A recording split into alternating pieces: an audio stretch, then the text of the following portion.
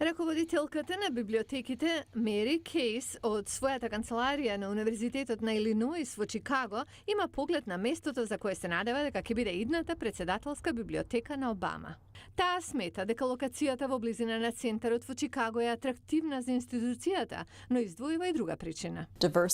Разноликоста. Универзитетот на Илиноис, вели таа, има една од најдиверзитетните студентски популации во земјата.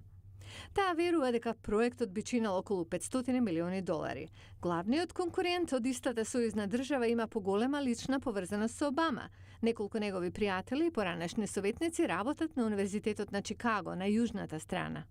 Овде председателот работел како професор по уставно право пред да влезе во политиката. Ден Вајнберг е собственик на книжарница посветена на друг познат председател од Илиноис, Абрахам Линколн. Чудно е да немаме библиотека овде, но ако семејството Обама се пресели во Њујорк, тогаш Њујорк ќе добие. Во Њујорк е Универзитетот Колумбија, каде председателот Обама студирал пред да магистрира. Аргументот на Колумбија е дека тоа би била прва председателска библиотека во Њујорк. Четврта локација е Хонолулу, каде што е роден председателот Обама. Обама е единствениот председател на САД роден на Хаваите, каде што годишно доаѓаат по 8 милиони туристи. Но Вајнберг вели дека Чикаго има предност заради поврзаноста со председателот Линколн.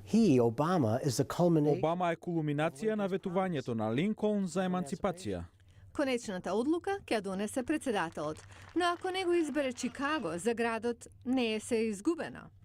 Креаторот на Војната над звездите, Џорџ Лукас, планира таму да изгради музеј, што ќе чини $300 милиони и ќе биде отворен во 2018.